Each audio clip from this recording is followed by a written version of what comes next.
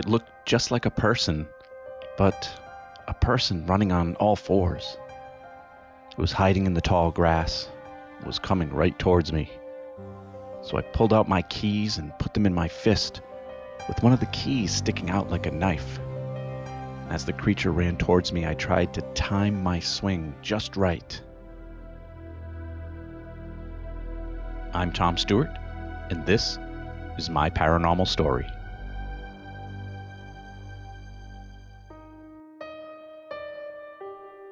Before I start this episode, I want to thank you for listening. And if you really like my stories and would like to show your support, you can buy me a coffee. Just go to the website, buymeacoffee.com/myparanormal, and you can literally buy me a coffee. And hopefully, the caffeine will help me with making more episodes real soon. Thanks again for your support.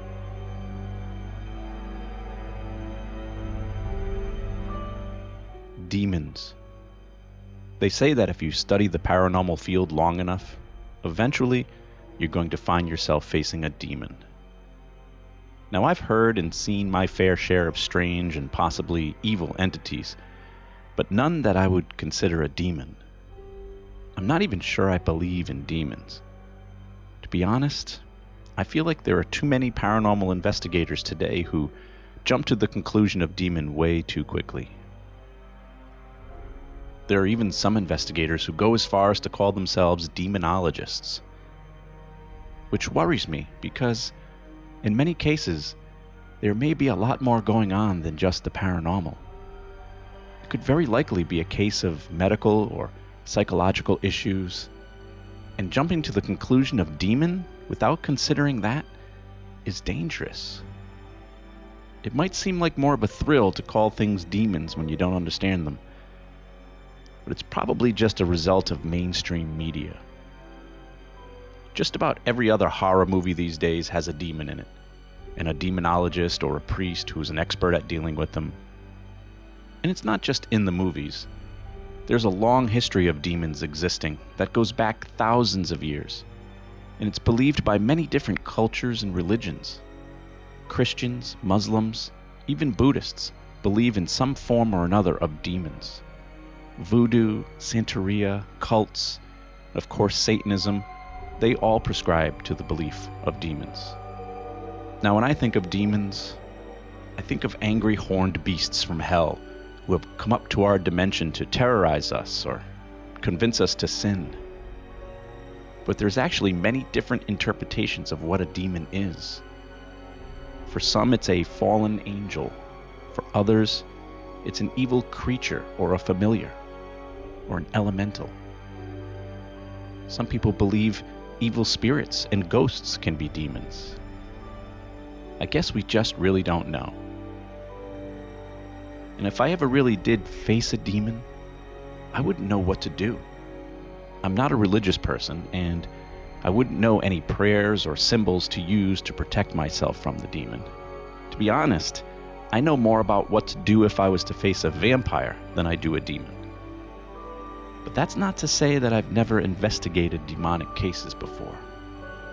I've been on a few, and always with an open mind. But I've never encountered anything that at the time felt like anything more than a grumpy spirit or a complete misunderstanding. The closest I believe I've ever come to facing a demon was the night after a residential investigation that we did for a family. And this family felt like they had a demon in their home. Now, our investigation didn't turn up any signs of a demonic presence, but something did happen to me. I found myself at a restaurant, standing next to a bar talking to a couple of friends, when suddenly my cousin walked in. I hadn't seen my cousin Kerry in a long time. When we were kids, we would see each other on holidays and at times during the summer when our grandmother would watch us during vacation. But we went to different schools and lived on opposite sides of the city, so we were never really close. And even as adults, we never really stayed in touch, aside from bumping into each other once in a while at bars or concerts, and of course now and then on Facebook. And thanks to Facebook, she's always known that for many years I've been studying the paranormal and that I spent several years as an active investigator. So when she spotted me at the restaurant, she came over to tell me about something strange going on in her home. She was living in a third-floor apartment with her son in Pawtucket, Rhode Island. She explained to me that they both had been experiencing really odd things in their home. Things like doors opening and closing, objects going missing, mysterious voices, and occasionally strange growls.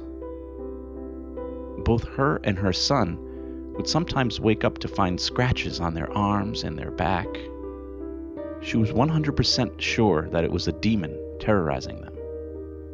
She told me it was bothering her so bad that she just wanted to jump in the car and drive far away and never come back. So of course I offered to take a look for her. I pulled into the driveway and parked my car outside the garage in the backyard. It was dark and I couldn't see too much in the yard, but I was able to make my way down the driveway to the side door of the house. The door was open and I entered into a dark hallway. It was an old house, and the stairs were loud and creaky as I headed up to Kerry's apartment. There's no way anyone could sneak into this house with the noise these stairs were making. As I continued up, I got to the stairs leading to the third floor, and the hallway started to get darker. I couldn't find any light switches anywhere and was pretty much just using the light from my cell phone to see where I was going. The stairs were cluttered with junk, boxes and bags and toys and all kinds of stuff, making it that much harder to walk up the stairs. But when I finally got to the top, there was a small window in the hallway with a thin curtain that provided a little bit more light. And I could hear noises coming from inside the apartment. I reached in my pocket to take out the keys, but noticed that the door was already open a small crack. So I slowly pushed it open and called inside, "Hello? Is anyone here?" But no one answered. I stepped through the doorway into the kitchen, and it was cluttered too. Stuff everywhere. Dirty dishes and trash and boxes and clothes. It was like an episode of Hoarders in there. And from there I could see into the living room, and it was a mess as well. There was a couch covered in clothes and blankets, a coffee table with books and newspapers and magazines and dishes, all sorts of junk on it. And in the middle of the room was a playpen with just a blanket in it. The TV was on, which was the only light source at the moment, but there was no one there watching it. I slowly walked around again, calling out to see if anybody was home, but still no answer. From what I could see, the apartment was empty, but in complete chaos. It was just unclean, messy, stuff was everywhere. I was starting to think this demon might just be her imagination running wild, or even worse, a psychological issue. But then I heard a door slam in the kitchen. It was the bathroom door. So I went over to it and called out, "Hello, is someone in here?" But there was no response. I knocked and tried the handle, but it was locked. Suddenly behind me, one of the cabinets slammed shut in the kitchen. I turned around quickly, but there was no one there. That's when I started getting the feeling that I wasn't alone in this apartment. As I started to make my way back to the door to leave, the volume on the television suddenly turned all the way up. It was so loud it was almost hurting my ears. And then another door slammed from somewhere else in the apartment, so I decided to just quickly get out of there. But as I tried to open the door back out into the hallway, it wouldn't open. The knob was turning and the lock was unlocked, but it was as if somebody was holding it from the other side. I was getting more and more anxious with the loud TV and the noises behind me. I pulled on the door as hard as I could, and finally it popped open, almost sending me flying across the room. I I quickly and carefully made my way down both flights of stairs and then back out into the dark backyard. But I must have gone the wrong way because I found myself walking through some really tall grass. It was like waist high. It hadn't been cut in years. But I pushed through the grass looking for the garage where I had parked my car. And suddenly, I could see something moving in the grass. It was about 25-30 feet away. I couldn't really see it though. I could just see the impression of something standing there in the grass. An animal perhaps, but I couldn't tell.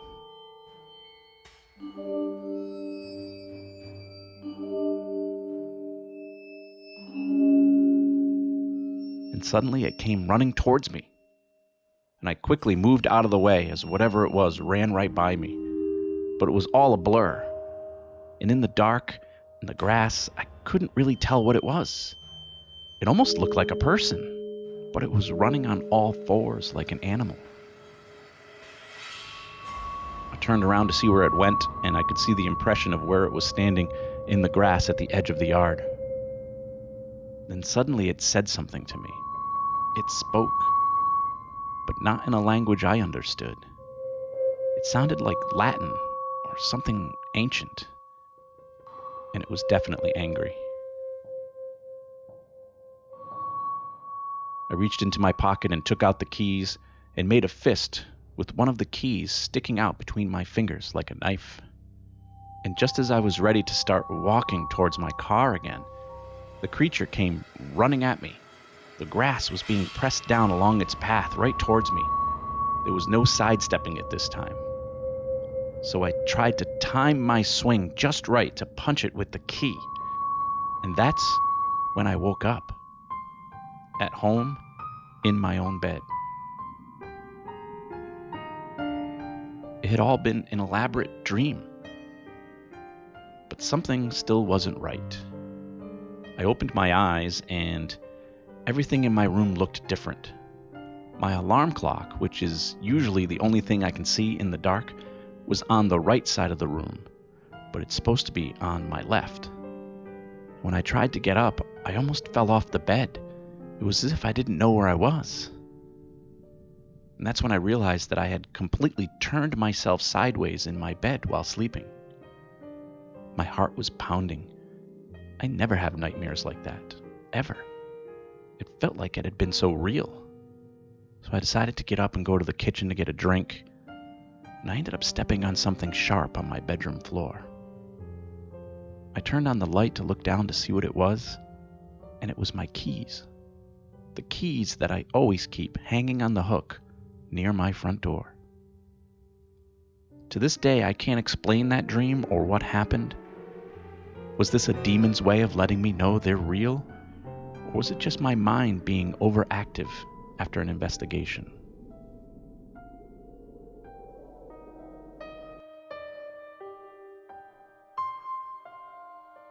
My Paranormal Story is written, produced, and narrated by me, Tom Stewart.